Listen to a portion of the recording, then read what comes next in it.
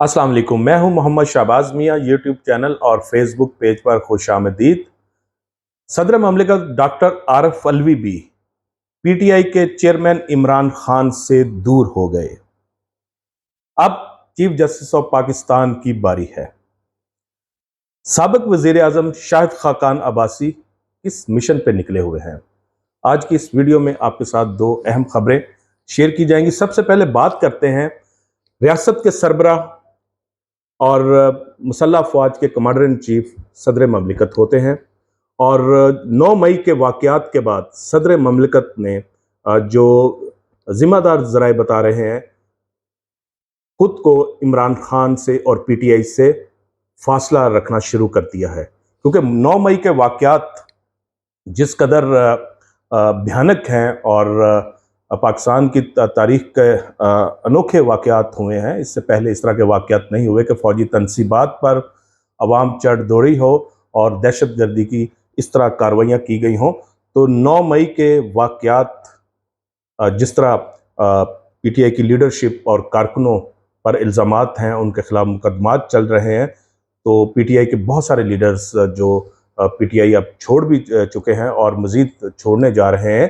तो उसके बाद सदर ममलिकत डॉक्टर आरफ अलवी की पोजीशन बहुत नाजुक हो गई कि जिस तरह वो पहले अपनी पार्टी के चेयरमैन इमरान खान के साथ राब्तों में रहते थे और पैगाम रसानी भी करते थे, जमान पार्क भी आते थे, लेकिन अब ये उनके लिए मुमकिन दिखाई नहीं दे रहा क्योंकि वो रियासत के सरबराह हैं। और रियासत इस वक्त जहाँ पे खड़ी है, तो डॉक्टर आरफ अलवी बतौर सदर ममलिकत खुद को अलग नहीं कर सकते और उस तरह खुद को पीटीआई का हिस्सा नहीं बता सकते और ना ही खुद को कह सकते हैं कि मेरी पार्टी के चेयरमैन इमरान खान है। ये वो बात नहीं कर सकते। तो वो खासी मुश्किल का शिकार है और वो 9 मई के वाक़यात पे जो है डॉक्टर आरफ अलवी भी रंजीदा हैं। और इस हवाले से पीटीआई के लिए ये एक लम्हा फिक्रिया है। और पीटीआई और इमरान खान ने जिस तरह डॉक्टर आरफ अलवी को पिछले 1 साल में इस्तेमाल किया, उनसे बहुत सारी पैगाम रसानी करवाई और बहुत सारे वो उनके लिए काम भी करते रहे और उनके ख़त किताबत भी चलती रही। तो अब वो सूरत हाल बिल्कुल तब्दील हो गई है और डॉक्टर आरफ अलवी जो है सितंबर के अंदर उनकी मुद्दत जो है, मुद्दत सदारत, वो पूरी होना है। क्योंकि पार्लियामेंट का जब तक है, जब तक नई पार्लियामेंट नहीं आ जाती, तो उस वक्त तक जो डॉक्टर आरफ अलवी जो है वो सदर रहेंगे। और अगर उन्होंने सदर रहना है आने वाले चंद माह में, तो फिर उन्हें पीटीआई से खुद को दूर ही रखना होगा। और इस हवाले से पीडीएम की तरफ से भी अब उनके ऊपर तनकीद नहीं होगी, क्योंकि अगर वो किसी किस्म की सियासत में हिस्सा नहीं लेते और जो उनके आइनी और कानूनी इख्तियारात हैं उन तक महदूद रहते हैं, तो फिर पीडीएम को भी कोई एतराज़ नहीं है डॉक्टर आरफ अलवी पे। तो ये एक अहम डेवलपमेंट जो है वो है कि पीटीआई और डॉक्टर आरफ अलवी अब बहुत दूर दूर है। अगर बतौर सदर रहते हुए वो अब पीटीआई का उस तरह हिस्सा नहीं रह सकते। वैसे तो वो जो अलामती तौर पे होता है, जो ही सदर ममलिकत हल्फ उठाता है तो वो कहता है मैं पार्टी से रिज़ाइन कर दिया है, वो अलामती तौर पे होता है, अमली तौर पे ऐसा नहीं होता। लेकिन अब अमली तौर पे डॉक्टर आरफ अलवी को बतौर सदर ममलिकत ये साबित करना होगा कि उनके चेयरमैन जो हैं वो इमरान खान नहीं हैं।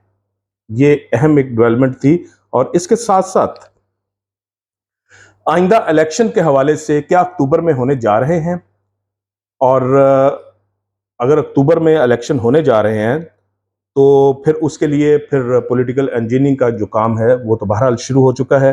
अगर हालात मुल्क के ऐसे नहीं होते और पीडीएम की कुछ लोग, कुछ लीडरशिप ये चाहती भी है कि इलेक्शन ना हो और ये सेटअप ही चलता रहे, तो पार्लियामेंट की मुद्दत कुछ 6 माह बढ़ाने की बातें भी होती हैं कि कोई ऐसी गुंजाइश निकाली जाए कि ये पार्लियामेंट की मुद्दत यही सेटअप चलता रहे और बढ़ जाए।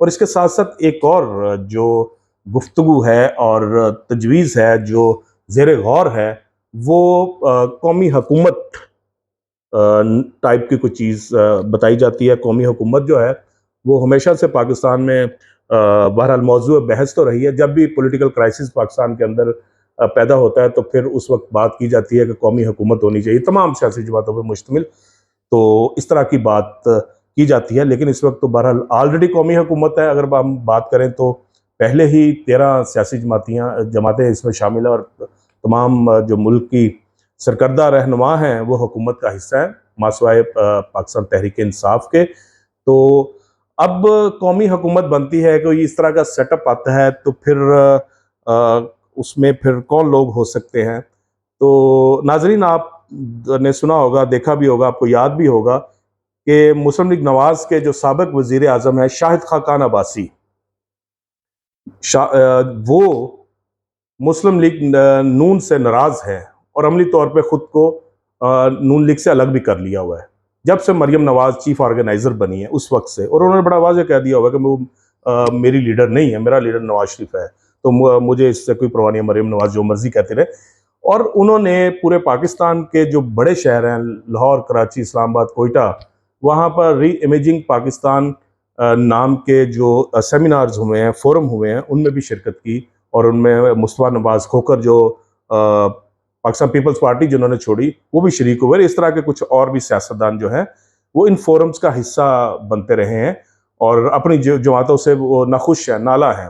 वो कहते हैं पीपल्स पार्टी हो, मुस्लिम लीग नवाज हो या PTI हो या फलां फलां जौन सी भी जमातें हैं, ये मुल्क के मसाइल हल नहीं कर सकती, ये नए सिरे से कुछ करना पड़ेगा और फिर ही मसले हल हो सकते हैं। और उन्होंने तो शाहिद खाकान अब्बासी ने तो जो उनकी जमात के यानी कि नून लीग के जो वज़ीर आज़म हैं शहबाज शरीफ, उनकी जो सस्ता आटा स्कीम थी पंजाब के लिए, तो उसमें उन्होंने कह दिया कि कम से कम 20 अरब का इसमें करप्शन हुई है।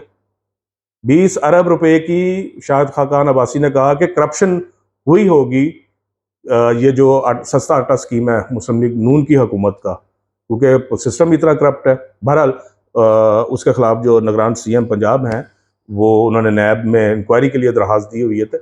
लेकिन ये मजाज है, ये रवैया है शाहिद खाकान अब्बासी का, तो उन्हें भी बहरहाल कोई शय है कि अगर कोई ऐसा सेटअप बनाया जाता है, मुल्क के अंदर इलेक्शन नहीं होते, तो फिर उस सेटअप में शाहिद खाकान अब्बासी का किरदार जो है वो कलीदी हो सकता है। तो ये एक लाइन है। इसके साथ साथ अब बात करते हैं वज़ीर ख़ारजा बिलावल भुट्टो ज़रदारी की और वज़ीर आज़म शहबाज शरीफ की। इसी सीक्वेंस में शाहिद खाकान अब्बासी जो बात कर रहे हैं हुकूमतों की, गवर्नेंस की और करप्शन की, क्योंकि पाकिस्तान के असल मसाइल तो ये हैं। पाकिस्तान का असल मसला पाकिस्तान तहरीक इंसाफ थोड़ी है, वो खैर हमने बना लिया है, लेकिन असल मसला तो करप्शन है। यहाँ बदउनवानी है, गुड गवर्नेंस नहीं है, कानून की हुक्मरानी नहीं है। तो उसकी आप बिलावल भुट्टो ज़रदारी साहब जो कल तकरीब हुई कराची के अंदर, तो उसमें उन्होंने कहा कि मैं वज़ीर ख़ारजा हूँ, लेकिन मेरा जो पानी है वो टैंकर से आता है, यानी कि लाइनों में लग के पानी लिया जाता है टैंकर से। तो ये कोई अच्छी और खुशी की बात नहीं है। ये बाइसे शर्म होना चाहिए उस हुकूमत के लिए, उस पार्टी के लिए जो 15 साल से 2008 से लेकर 2023 तक सिंध के अंदर, कराची के अंदर इक्तदार में है पाकिस्तान पीपल्स पार्टी, और उसके लीडर ये फरमा रहे हैं कि मेरे घर में भी जो भी पानी की पाइपलाइन नहीं है। तो ये बाइसे फख्र बात है जो वज़ीर आज़म को बताई जा रही है। ये किसकी कोताही है? ये इमरान खान की कोताही है? ये PTI की नेग्लिजेंस है जो कराची के शहरियों को पानी नहीं मिल रहा? बिलावल साहब, आपके बारे में तो कहा जाता है बड़े विजनरी लीडर हैं आप, तो ये माफ़ कीजिएगा, ये विजन है आपका कि 15 साल से जिस सूबे में आपकी हुकूमत है, जिस शहर में आपकी हुकूमत है, वहाँ पे पीने का साफ पानी नहीं मिलता किसी को, और वो वहाँ पर टैंकर माफिया हैं जिनका आप खुद शिकार हैं। और इसके साथ साथ और क्या फरमाते हैं बिलावल साहब? वो ये कहते हैं कि अब इसको खुशामद कहेंगे या क्या कहेंगे, अपने वज़ीर आज़म की वो कर रहे हैं कि कराची की तरक्की के लिए शहबाज स्पीड की ज़रूरत है। ये शहबाज स्पीड एक जो जब वो वज़ीर आला पंजाब थे मियाँ शहबाज शरीफ, तो इस वक्त एक जो है ना टर्म यूज़ हुई थी, शायद चाइना के अंदर उन्हें कहा गया था आप तेज़ी से बहुत काम निपटाते हैं तरक्याती मनसूबे। तो कराची के अंदर शहबाज स्पीड की ज़रूरत है, ये बिलावल भुट्टो जरदारी कह रहे हैं, जो 15 साल से जिनकी जमात वहाँ पे हुक्मरानी कर रही है। तो उनके वज़राए आला क्या कर रहे हैं, उनके वज़रा क्या कर रहे हैं, उनके एमपीए क्या कर रहे हैं वहाँ पे, ये खुद सोचने का मकाम है। ये कोई खुशामद थी या इतराफ़ जुर्म था जो बिलावल भुट्टो जरदारी ने किया है? तो ये है पीडीएम की जमातें, ये है उनकी हुकूमत की कारकर्दगी। तो इसलिए शायद खाकान अब्बासी साइड पे होके कोई और लाइन लेने जा रहे हैं। और आखिर पे ये दूसरी अहम खबर हो गई और बात हुई शायद खाकान अब्बासी के हवाले से। अब तीसरी अहम खबर और बात करते हैं chief justice of Pakistan Umar Ata Bandial के हवाले से, जिन्होंने ऑडियो लीक्स के हवाले से जो कमीशन बनाया गया था मोस्ट सीनियर जज जो सुप्रीम कोर्ट के जस्टिस काजी फाइज ईसा की सरबराही में, उसको गैर कानूनी करार दे दिया है जो ऑडियो लीक्स के हवाले से था। और उसमें जो हुकूमती वकला का मौक़िफ़ था कि क्योंकि चीफ जस्टिस की जो सास साहिबा है उनकी ऑडियो लीक का भी मामला था, तो इसलिए उनको उनसे नहीं पूछा गया या उनसे बात नहीं की गई, तो उनको अलग रखा गया इस मामले से। लेकिन चीफ जस्टिस ऑफ पाकिस्तान का ये कहना है कि ठीक है ये मामला था, लेकिन जो इख्तियार है कानूनी तौर पे वो चीफ जस्टिस ऑफ पाकिस्तान का है, कोई कमीशन बनाने का, जुडिशल कमीशन बनाने के हवाले से वो इख्तियार तो नहीं छीना जा सकता। तो ये बहरहाल हुआ है और इस पे हुकूमत सीख पा है, क्योंकि पहले ही चीफ जस्टिस ऑफ पाकिस्तान उन्हें एक आंख नहीं बाते, और अब जो पीटीआई का जो हाल हुआ है उसके बाद अब अगली बारी कहा यह जा रहा है कि चीफ जस्टिस ऑफ पाकिस्तान की है।